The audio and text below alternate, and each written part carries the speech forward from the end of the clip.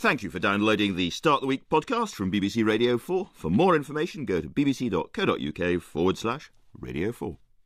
Hello, it's the time of year for storytelling, tales in the darkness, and not only religious ones either. Later on, we're going to be talking about two of the most influential storytellers of the past century. One still fashionable, the other decidedly not. Jane Haynes is a psychotherapist who's explaining what's so great about Proust.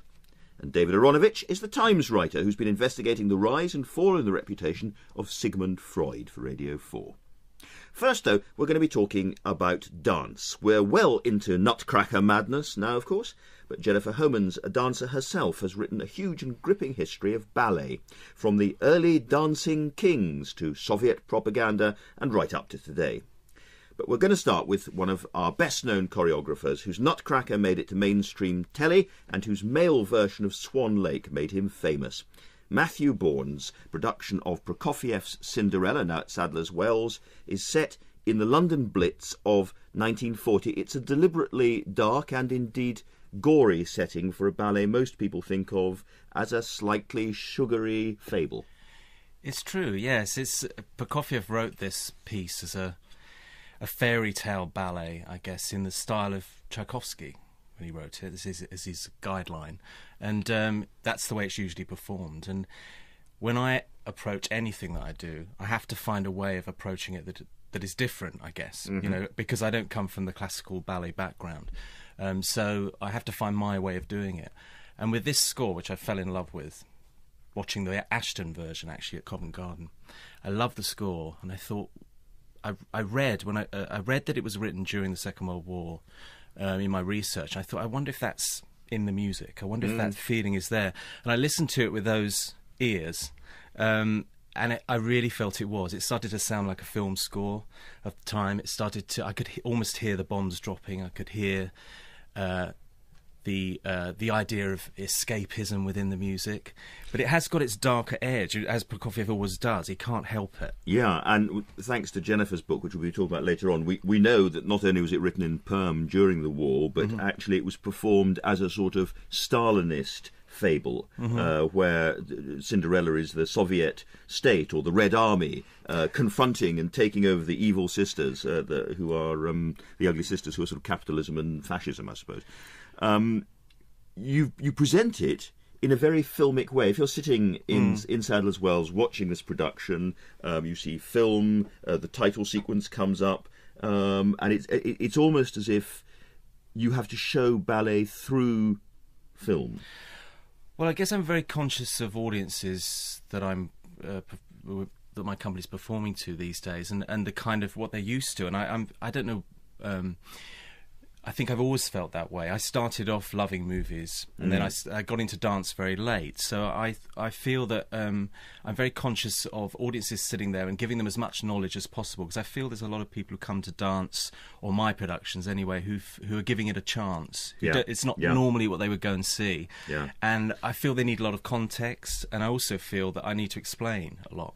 And talking about the sound and Prokofiev's score, it's not a live orchestra at your place. No. Why is that? Because some people are slightly offended by that, I think, aren't they? Well, some people will be as a reflex action, I think, generally, and I understand that. This is it's an artistic decision in a way. To create a filmic sound, like as if you were going to see a big blockbuster movie. So it is surround sound. It's surround sound. It has sound effects built into it. Some people hearing this might be sort of horrified by the thought of it, but come and give it a go, because I think it really works. I'm thrilled that it's working as well as it is. The central moment, as it were, in the opera is a very famous massacre at the Café de Paris, which is still open as a nightclub and actually still recognisable. It's interesting. If you can go there, lots of kids go there and dance the night away, even now. Yeah. But 1940, there's a band there. It's full of people. Yep. And it gets a direct hit. Yes, and that was the central story from the Blitz that I felt would work for Cinderella, because it's a dance hall, it's the ball in a sense, and we actually depict this incident. It's the second act, which is the ball scene, starts with a bombed ballroom that kind of comes back to life, so it's a sort of ghostly feeling to it. I thought that was wonderful. There's a wonderful, wonderful image to work with for this piece. And also worked for Prokofiev as well, I felt. The music is sort of very muscular and at times grating and hard and a slight acid edge to it. And in this production, you have, I think, the nastiest family or kind of group of people I've ever seen. Some genuinely creepy and offensive people, including, it has to be said, a shoe fetishist who appear in the middle of all of this. It's not sugary, is it? No, well, I decided to expand the family. She has 3 stepbrothers and 2 ugly sisters, 2 stepsisters, so there's a lot of them. Yeah, they're vile, and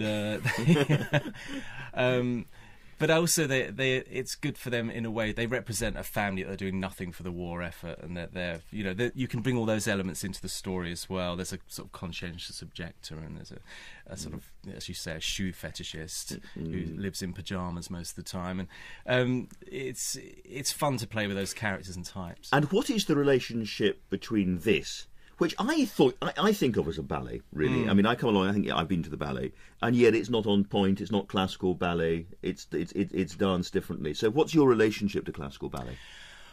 Well, my personal relationship is that I didn't really discover ballet at all, or dance even, proper, what you would call contemporary dance or ballet, until I was 19. And, I grew up loving movies, and MGM movies and Fred Astaire and the 60s musicals and things that I was watching. That's what I knew of dance. And very naively, when I was left school, I thought I need to get into a bit of self-education and go and see a few things that I'd never seen before. And I tried an opera, and I tried reading this, that and the other. One of the things I tried was ballet.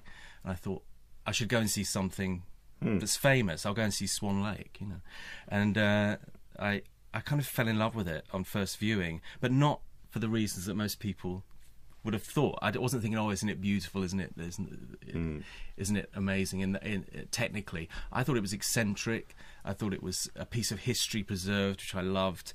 I felt that it was glamorous. It was lots of things that appealed to me, and the idea of telling a story through movement suddenly clicked with me as well.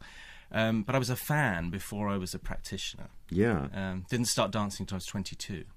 Jennifer, we're going to, since you are now our resident expert on what is and what is not ballet, as a result of many, many hundreds of pages of research, would you regard this as ballet? I would say that Matthew's work falls very much within the mainstream of ballet, but in a slightly different way. Throughout the history of ballet, there's been a tradition of people who come at things from an angle, who sort of strike ballet, the operatic opera house tradition of ballet, at an angle and take sometimes a satirical view, the boulevard theaters, stretching way back to Molière. So I think Matthew falls into that category where, there's a kind of commentary on ballet happening within a work that... I certainly can't think of anybody else who people say, I'm going to see the new Matthew Bourne, as it were. I mean, they don't see the Cinderella or whatever. What are the rest of us making? Aaronovitch. I mean, certainly it's balletic. I mean, if we understand a term called balletic, then you'd have to say it was balletic. I mean... leaving aside that you've now given away this plot of this wonderful production I'm going to see next week with the family. Sorry about that. No, don't worry. It justifies yet again trying to see the imagination and the challenging nature of what Matthew has done. I mean, the last thing almost that my father did before he died was take us to Matthew Bourne's Swan Lake. So it holds a very kind of particular place for me in my memory, and been back to see it since then.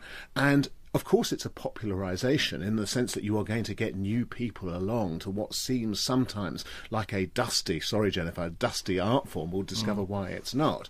But it is, in the real kind of sense, it seems to me, in the tradition. Not much of Proust's great work, which we'll be discussing later on, is about ballet, but he did call it shifting and confused gusts of memory at one point. And Proust was an enthusiast for dance, wasn't he? Well, Proust was also very, very much, his focus was on the idea of the embodied self, embodied memory, and of course ballet is an embodiment. And what I particularly responded to in Matthew's ballet, in a kind of narrative sense, I guess, is the the many levels it worked on. And being a psychologist, I'm obviously always interested in psychology, and that with the Grimm's fairy tales, in a sense, you transpose the cruelty, and there is real cruelty in Grimm's fairy tales, and we're not here to discuss what the impact is on children, but you kind of took up the idea of ECT, electric convulsive therapy, being given to one of the characters. One of the characters. It is genuine. It's Grimm with a double M, isn't it? Yes. And of course, that was what happened in 1945 to 1955. People had ECT without anaesthetic, and today, I mean, unfortunately, that has carried through the cultural imagination, and today ECT is given very differently. But again, with the shoe, with the traumatized. Prince Charming.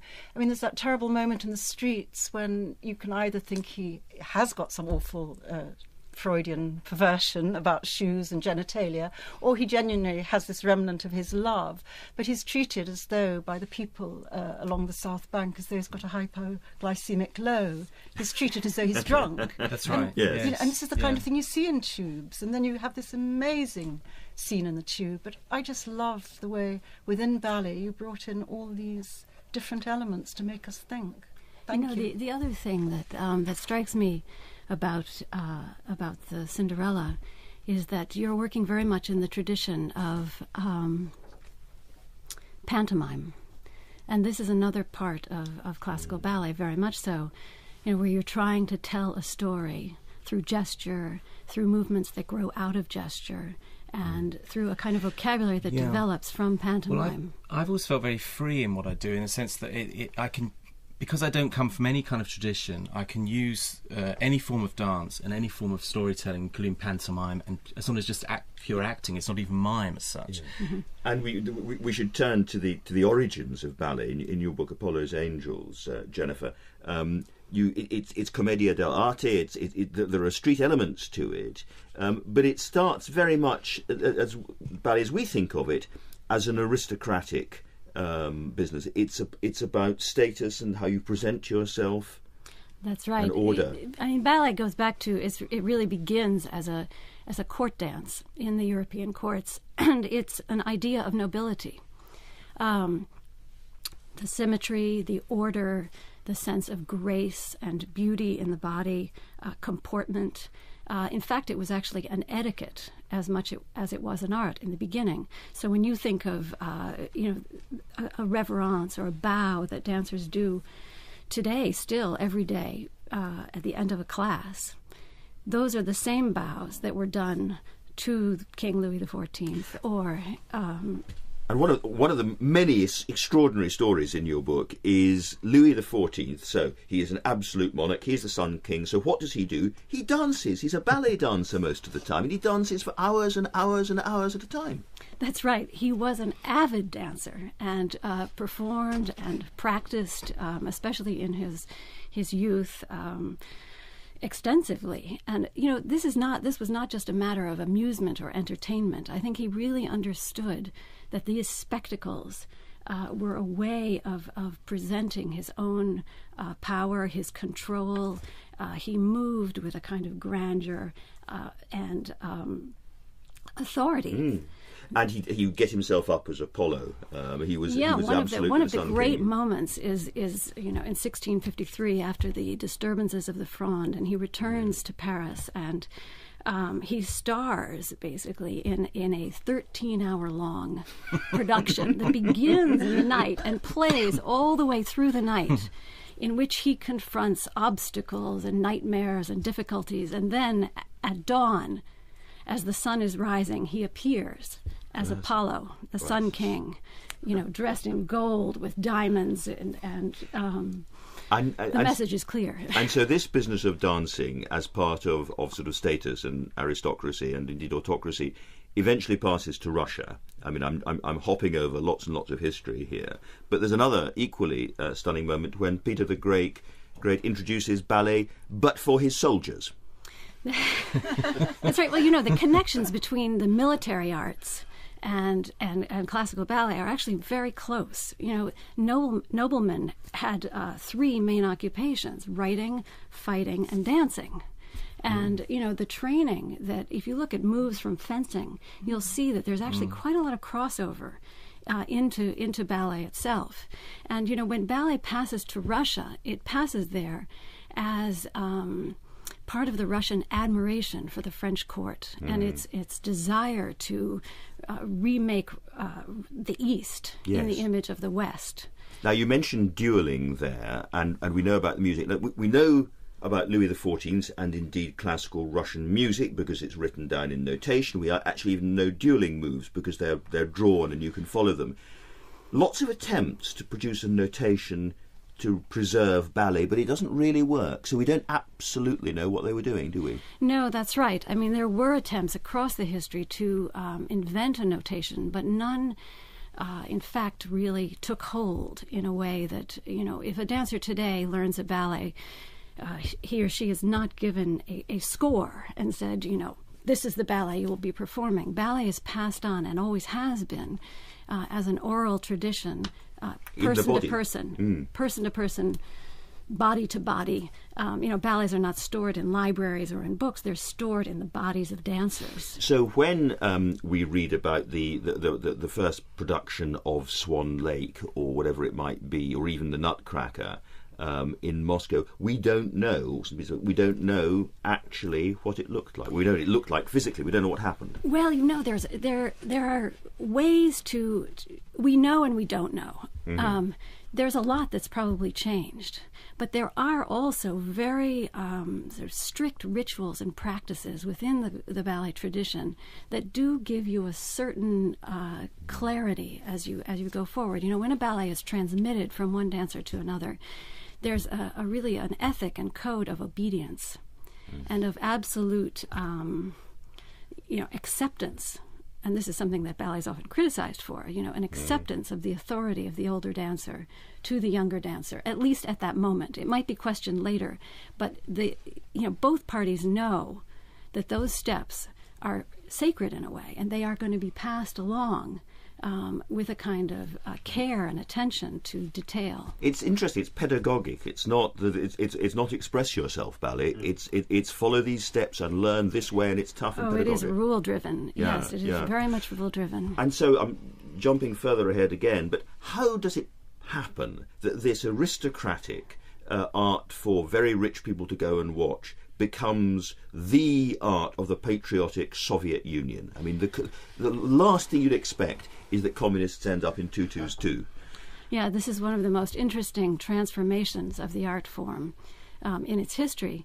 And what really happens is, I mean, when come the revolution, classical ballet is under attack because it's a court art and it is done by the aristocracy. And the idea is, get rid of it. And the theater was in fact ransacked, and the imperial insignia were torn away. Lenin was very skeptical.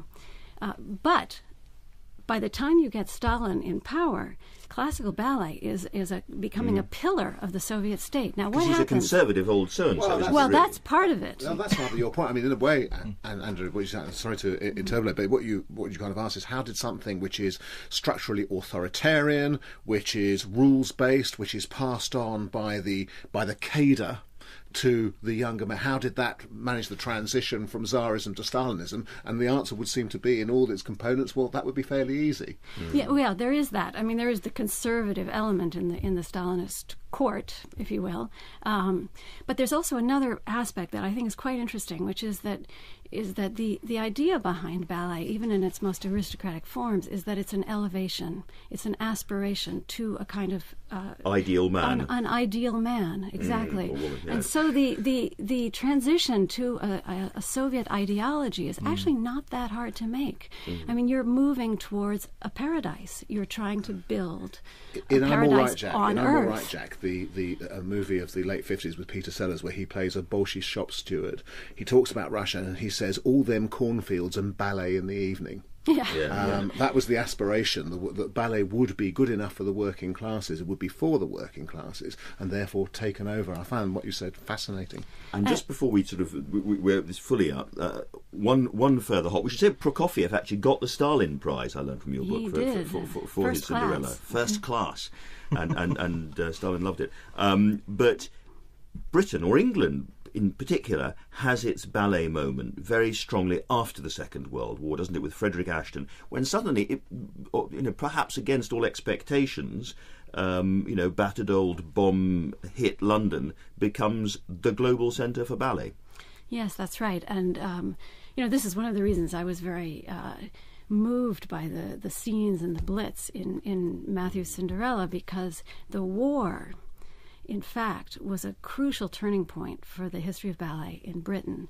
The Sadler's Wells Company at the time momentarily disbanded, but then came together in a kind of ragtag company, and they performed through the bombs, stuck their ground in London. Fontaine was a kind of heroic figure, and there was, at the base of the theatre, there was a sign at the footlights that said, air raid warning, and then it would say, alert over, and they would light it up at each point, but the dancers just kept going. They didn't take cover, and so you get this sort of the image of Fontaine as this figure who's holding together everything that's great about British character at the time. But now you would say, very sadly, it's a dying art. Well, what I would say is that we're in a moment of some uncertainty and crisis. At the heart of this art form, I think people don't quite know whether there's a place in our culture today, for an art form that values symmetry, order, comportment, manners. There was something Haynes. I wanted to say to you, Jennifer, because I very much agree with you in your book about the focus on Apollo, but it occurs to me, and I did look in your index, and there's nothing about Dionysus. And of course Dionysus was also, he wasn't the god of dance, but his Maenades, they certainly knew how to dance in frenzied form. And of course I think that's one of the things about Matthew's construct on ballet, that there is a sense of Dionysus, and for me ballet worked best, I'm afraid, with Nureyev and Baryshnikov, because they were on the edge, they were elevated, they were flying, they were amazing to look at, but there was something dangerous. And when we shut Dionysus out of our lives or out of our cultural forms, we are in danger of repression and dying. And so I was interested that you didn't bring Dionysus into your... I don't think Dionysus is missing, perhaps in name, yes. But, the idea really behind ballet is that in order to get to Dionysus, you have to go through Apollo. You have to have the forms and the rigor and the training that allow you then to have freedom, to have tremendous freedom, and to be on the edge. The Dionysiac dance is about yourself. It's about freeing yourself and going to a different place, whereas classical ballet is a performance for other people. You are presenting something to I want to let Matthew answer, because I can see his eyes. Right. Well, sorry, what was the question? The Dionysiac. I'm going to leave the question, to be honest with you. I think we're going to leave it hanging there for a moment, and we're going to move on to Jane Haynes and Proust, because there are so many connections here. Proust, we were talking about Diaghilev and Nureyev and the tradition that goes back to the Ballet Russe, who are, I suppose, the most Dionysiac dancers in the modern world. And one of the people who was obsessed by them was Marcel Proust, the great French novelist, who sat there and loved the ballet and wrote about the ballet in his book, his great book. And you're discussing with Margaret Drabble and others later on this week what's so great about Proust. Now, Proust is very, very much loved by some people, difficult but enormous figure in the history of the novel. Why would somebody who's a psychotherapist turn to Proust, though? Well, I never expected I was going to turn to Proust, and I think one of the responsibilities of being a psychotherapist is never quite knowing where you're going to turn to next. You need to always be, Diaghilev said to Cocteau, astonish me, and I think one of the things a psychotherapist needs to do is be constantly astonished by human behaviour. So I didn't expect to find myself reading Proust. And in fact, when the Royal Society of Literature said, would you come and talk about why Proust is, and this is linked up with the European Union, this event, why is Proust still so incredibly important? I was taken aback because I know he's very important in literary and university circles, but amongst my own friends, I don't hear people talking about Proust. He's often a conversation stopper. And for many, many years, I actually thought there was this ghastly club, sort of the Club of the Madeleine, which belonged to a lot of rather dreary, boring men who would get into corners and discuss... I'm almost a founder member, I should say. Well, I hope you're not dreary or boring, Andrew. But, they'd stand in corners and discuss the introduction and which edition to read. That's right, yes. And I just didn't want to know about that. I was very, very lucky to be introduced to the New Penguin edition, which is edited by Christopher Prendergast, and has every book is written by a different interpreter, a translator. It's very good, actually. Which is wonderful, absolutely. And Ian Patterson, who actually wrote translated Volume 6, is speaking at the Royal Society of Literature. Why is Proust important to me? Well, I think it's extraordinary. He was born in 1878, died in 1922, I think. If you think that Freud published The Interpretation of Dreams in 1900, Jung was also writing, there is no indication that Proust is very generous, unlike Freud and Jung, who never tell us where their references come from and who invariably borrow like mad. Hazlitt was writing about the unconscious, Coleridge was writing about the unconscious, Montaigne. They weren't calling it the ego, the superego and the id. And again, relating to David, I'm amazed today if you ask people, if I happen, even though I'm not a Freudian, to use a word like superego to a patient, they look at me blankly. They don't know. People don't know anymore what the superego is. It doesn't hang on. Is it simply that Proust spent so much of his life thinking about the state of being alive, what it meant to have consciousness, and observing himself and his own reactions and his own way of thinking, and looking as intently into a kind of mental mirror as it's possible to look? I think that's absolutely true, and I think as a therapist it's very important because he used many different prisms. He saw the self. He was very modern in that sense. I'd say he was more modern than either.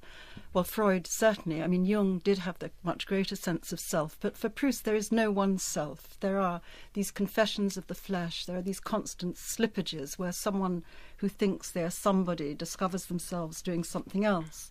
And he was very much influenced by the Arabian Nights, which is the most astonishing compendium of human sexuality, human play, human aberrations. And Proust, he's constantly finding himself thinking that he's thinking about something and then realising he's made a mistake. I mean, again, we'll talk about a Freudian slip later on, or Freudianism later on, but there's something deep in Proust which is about those constant mistakes. Constant mistakes, and he says, at the end in Volume 6, which is the most extraordinary book, but he says, don't worry if you can't remember. First of all, everyone reads me in their own way. You read through your own subjectivity, which is a very modern idea. You read through yourself. You're not reading me.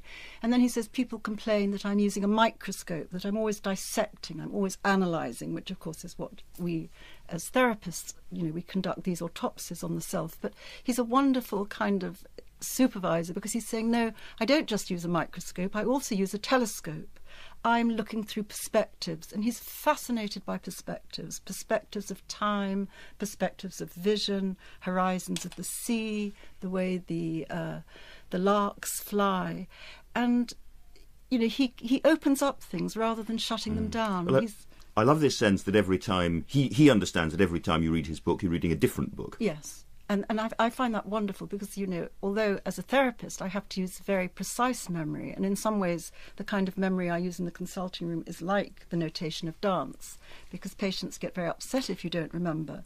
But as far as my patients go, I'm doing something much more Proustian. I'm saying it really doesn't matter if you remember things correctly. There is no correct memory. Your memory has become embodied. So, to be precise about this, reading Proust, you believe, helps you cure or help... I don't like the word cure, Andrew. No, I know, I knew you... The minute I said it, she said, she's not like the word cure. Help, aid, whatever you do, people.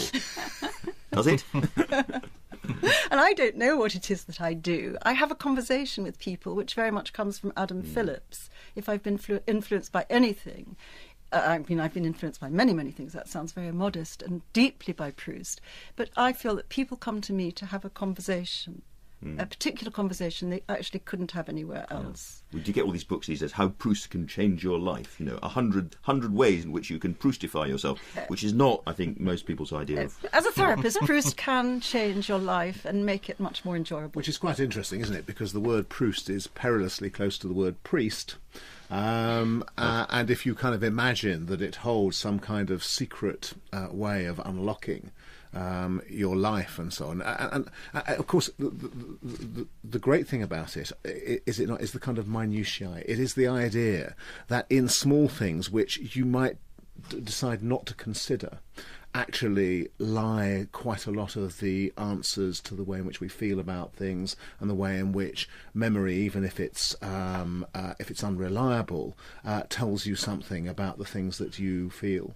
Absolutely. Things greater are and less contained, and you can go back again to the ballet that we saw, and when you come in, you're confronted with this huge blow-up of a most beautiful shoe, and I don't know if I can pronounce, because I've never said it, let alone looked at his shoes, but Manolo Blahik. Have I got it Very right? good, well, good go.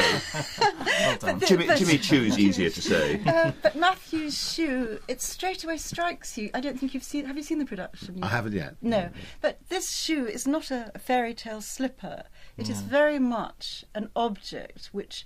If we were using a Freudian prism with which to look at it, we might say, yes, it contains female genitals, but it could also contain all sorts of other mysteries and different kinds of things. And I think that's one of the very interesting things in your programme, David, that you have presented, is the idea that is symbolism not meaningful now if we actually see everything, up front?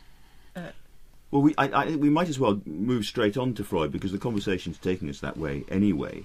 And you've called your radio programmes Freudian Slippage. And you're looking at Freud... I mean, we've been talking about Proust as a crucial figure in the 20th century, still very influential. 50 years ago, everyone would have said Freud is one of the great historic figures who is going to change... He's changing civilization, changing the way we all think. And... the fall in his reputation has been extraordinarily fast. It's quite interesting. I mean, what the programmes are really about is Freud as fashion. And it is absolutely true to say that there was a period of Freudian fashion when the notion of Freud, whether or not they directly came from him or whether they were, if you like, a kind of vulgarisation of what Freud was on everybody's lips. And it was kind of used, as Jennifer's book suggests, in ballet, it was used in theatre, it was used in film, it was used in advertising, it was used by government and so on. And that moment passed. It is no longer there, and it is no longer true. Now, that doesn't mean to say, of course, that some of the concepts that Freud was most famous for haven't entered into the culture in a very big way. He's moved from being this fantastic sort of 20th century guru to being an adjective. Yeah, absolutely. I mean, and that's not to say that we sort of disavow notions of the unconscious wherever they originally came from. They are very important. But there were these several kind of moments. And I think that the point was made, and it's true, that during a period where you weren't allowed to directly attack notions of sexuality, you weren't actually allowed to depict sex. Let's be clear about this. An awful lot of symbolism was used in culture, which was meant to represent, if you like, the repressed unconscious, which was a significant part of Freud's idea.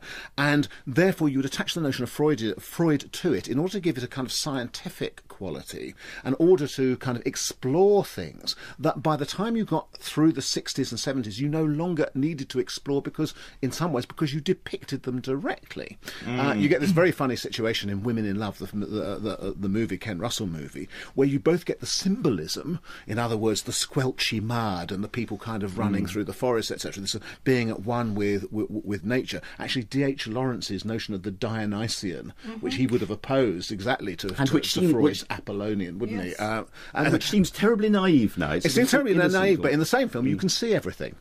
And this marks the kind of crossover point where you no longer need, if you like, the symbols, because you've got the thing. But don't you love the fig eating scene? I mean, it would be a loss for that not to be there. It would. In Women in Love, we're talking about. Yeah, sure. Yeah. It would, but that gives you that reminds you that one of the things actually that you still can't easily depict in movies is cunnilingus. So the fig eating thing still stands in for something that you can no longer actually see. Thank goodness. Thank goodness some of us will say. But just going back to where we started.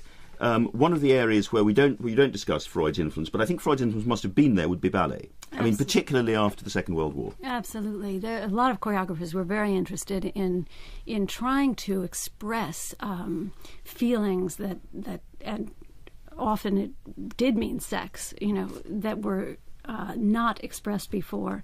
And so you got, especially in the work, for example, of Anthony Tudor, ballets. I'm thinking in particular of a ballet called Lilac Garden, in which you have a party of a couple that's getting married, and at the party are the former lovers of each of the couple, and the idea is he wants to sort of show you what the unconscious feelings of this couple are in the context of this party, not through acting or some kind of pantomime demonstration, but through a kind of almost subliminal expression of the unconscious. What I felt very strongly listening to David's programmes was that there was a generational aspect to this too, that Freud was used by a whole bunch of people in the 50s and 60s as a way of sort of pointing a finger at the previous generation, saying, we understand you better than you understand yourselves. You think you're the authority. We know what's really going on. Well, yes. I mean, it was the kind of notion of repression. There was a famous film in 1945 called The Seventh Veil, in which you get Herbert Lom as this sort of mysterious but rather wonderful Central European doctor figure who discovers through hypnosis exactly what is wrong with this woman patient, and in so doing discovers the thing that she really wants, the person she really wants to go to, which in this case happens to be her guardian, James Mason. And it is this kind of aspect of magic. We now see something. We now have the capacity to see something and unlock something that you would have repressed before. Now, this is also very important because we know, obviously, now with hindsight, that this completely corresponds to the change in sexual mores and indeed a bit gender power relations that is going on in that period. It's the necessary opening up in that period. So Freudianism, in a way, is used. And it's not just used in film. There's advertising as well. I mean, the whole fashion for the use of Freud in advertising, the notion of unlocking people's secret desires for them, and as a consequence, being able to sell them products. That's one of the terrible things. And you focus on English advertising, and of course, it was Freud's nephew or cousin Bernays who went to America. And if we take up Mad Men, which has become a kind of cultural icon, and all these women are smoking in their bed, they're smoking over their babies, they're breastfeeding. This is absolutely as a result of the unconscious kind of idea that in order to empower women, make them feel phallic, and the research that Bernays did. And that, of course, is a very negative use, in a sense, of unconscious manipulation. But one of the fascinating things I think about Mad Men in relation to what you've just been saying is that, and again, Proust says, looking at things won't help us. We have to look into things. We have to look beyond things. So even when we're given a very direct sexual scene, that may not really tell us about human sexuality. And with Don Draper, I find it much more fascinating, although he's not my kind of man, actually. He's too macho, but I find it fascinating. He undoes his zip, and you never see what's going to come out. Right. I'm not quite sure where we go from there. Over to you, Jim Naughty. Over to you, Jim Naughty. No, I think the other thing I did want to ask about the reputation of Freud. A few years ago, there was an attempt to kind of re-establish Karl Marx, and say, okay, well, he thought he was a sort of economic scientist. He thought he was refashioning the world. Actually, we should think about him more as a great Victorian novelist. He's a storyteller. And the same thing's going on with Freud, isn't it? I mean, Freud, who thought of himself as some kind of scientist, is now being redefined as an artist of some kind. No, absolutely. I mean, it's gradually understood that we can't provide, if you like, a kind of scientific way of testing whether or not the unconscious really is split into the ego, the superego, and the id. How would you actually do that? So these concepts that were thought to be scientific no longer are. And neuroscience is moving in. He was trained as a neurologist, and one of the points that that Jonathan Miller would be keen to make is that as we become much more sophisticated in neuroscience and we actually begin to locate the areas of the brain responsible for this, that and the other, it's a work in progress, we may discover relations. We might actually be able to test some of these theories in a way that we haven't been up until now. So your point, Andrew, about, if you like, the kind of description of a story, the construction of a series of stories about ourselves, which seem to be useful, but sometimes seem to be more useful than they are at other times, just like Marx in the context, if you like, of the 2008 collapse, or in the context of Marx's analysis of the incredible dynamism of capitalism, I think is right. You see, I think if Freud had published an interpretation of dreams, not the interpretation of dreams, it would be very different. Yeah.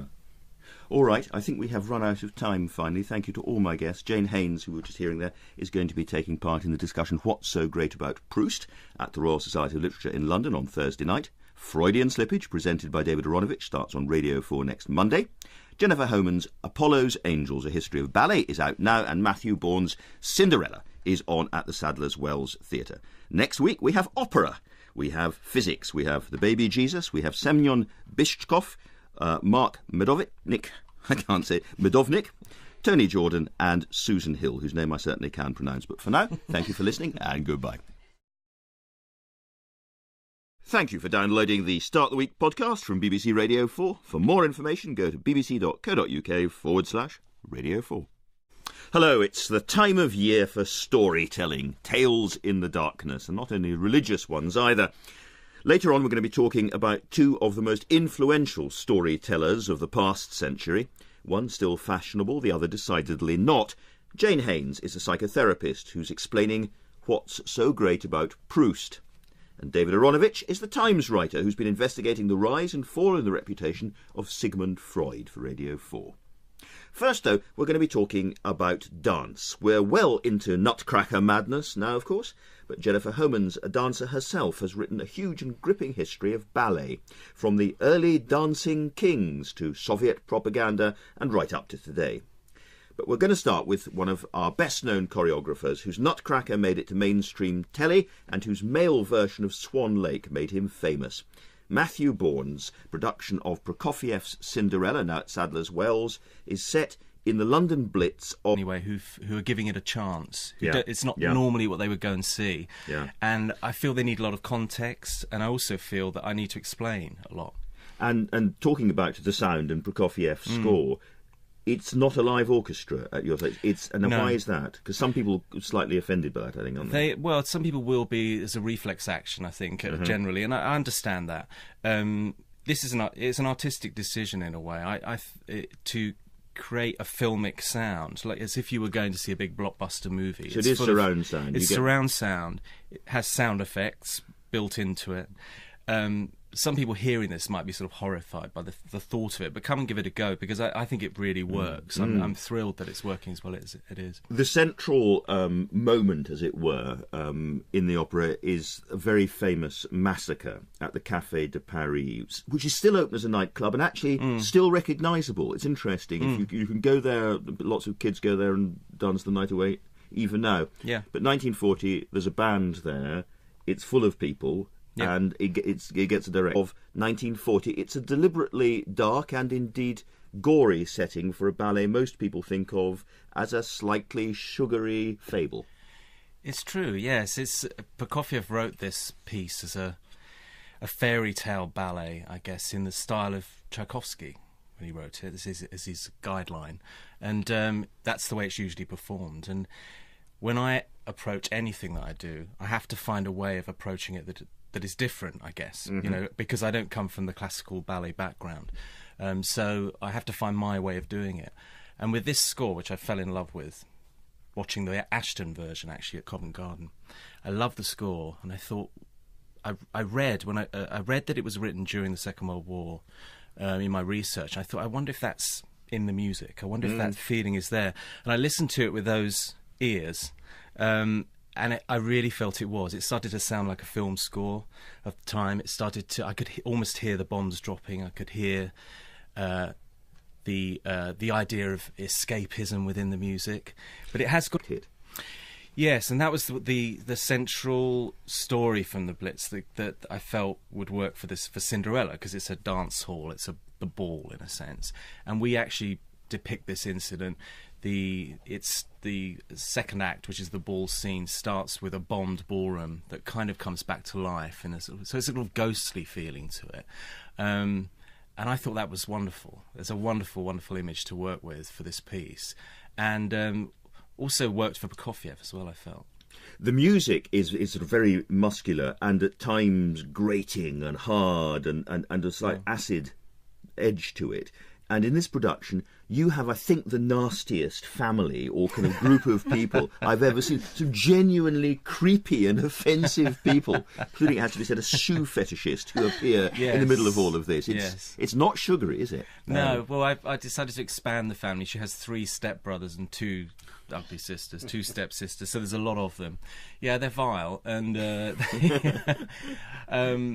but also, it's good for its darker edge, as Prokofiev always does. He can't help it. Yeah, and thanks to Jennifer's book, which we'll be talking about later on, we know that not only was it written in Perm during the war, but actually it was performed as a sort of Stalinist fable, where Cinderella is the Soviet state or the Red Army confronting and taking over the evil sisters, who are the ugly sisters, who are sort of capitalism and fascism, I suppose.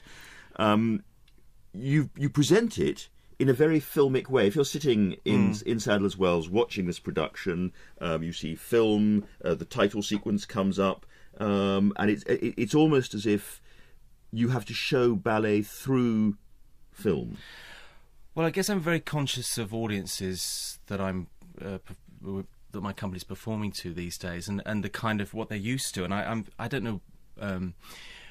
I think I've always felt that way. I started off loving movies, and then I got into dance very late. So I feel that I'm very conscious of audiences sitting there and giving them as much knowledge as possible, because I feel there's a lot of people who come to dance or my productions